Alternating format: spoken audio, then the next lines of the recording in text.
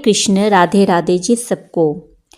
मार्गशीर्ष शुक्ल पक्ष में पड़ने वाली मोक्षदा एकादशी व्रत कथा जो इस प्रकार है। एक बार युधिष्ठिर बोले, हे देव, मुझे बड़ा संदेह है। इस कारण संसार के हित के लिए आपसे मैं पूछता हूँ कि मार्गशीर्ष शुक्ल पक्ष की एकादशी का क्या नाम है, उसकी क्या विधि है, वह मुझसे बताइए। तब श्री कृष्ण भगवान जी बोले, हे राजन, तुम्हारा प्रश्न बहुत सुंदर है।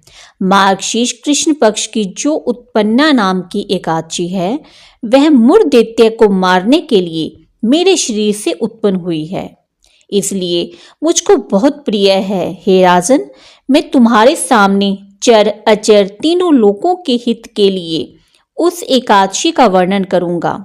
इसका नाम मोक्षदा है। यह सब पापों को हरने वाली है। इसमें दामोदर भगवान की अच्छी तरह से पूजा अर्चना करनी चाहिए।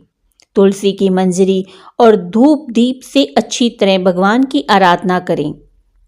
हे राजेंद्र, मैं पुराण की कथा कहता हूँ, उसको सुनो। जिसको सुनने मात्र से ही माता पिता पुत्र अधोगति में हो, वे इस कथा के पुण्य के प्रभाव से निसंदेह स्वर्ग को चले जाते हैं। हे राजन, वैष्णवों में सुशोभित चंपक नामक सुंदर नगर में प्रजा की पुत्र की तरह रक्षा करने वाले विखानस नामक राजा था। एक दिन राजा ने स्वप्न में अधोगति को प्राप्त हुए अपने पिता को देखा। यह देखकर उसे आश्चर्य हुआ। उसने ब्राह्मणों से स्वप्न का वृतांत कहा।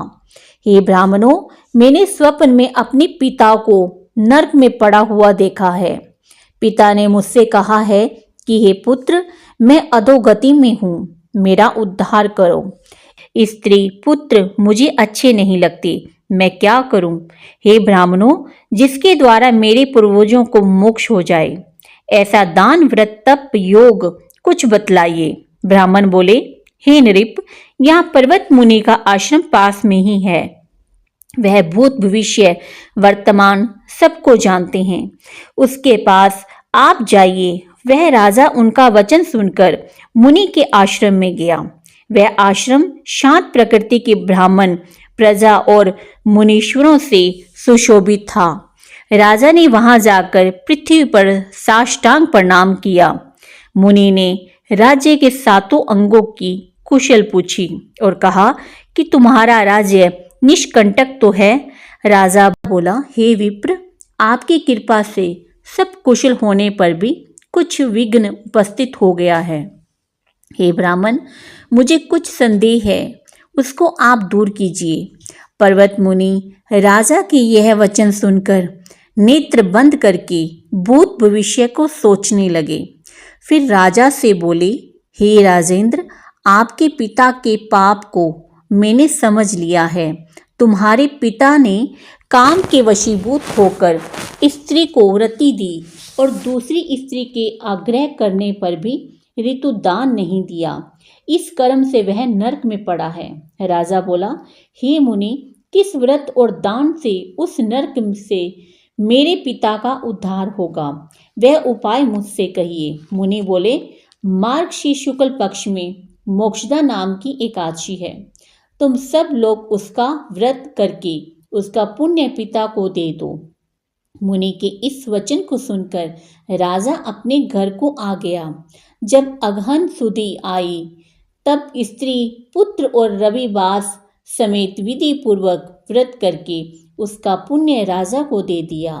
विखानस का पिता स्वर्ग को गया और आकाश से स्पष्ट शब्दों में राजा से बोला, हे पुत्र, तेरा सदा कल्याण हो। यह कहकर वह स्वर्ग को चला गया।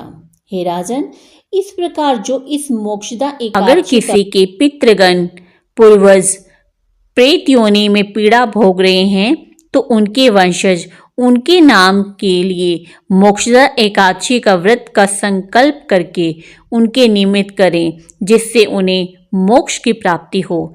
इसी के साथ मोक्षदा एकादशी व्रत कथा समाप्त होती है। हरि बोल, हरि बोल, हरि बोल। राधे राधे जी सबको।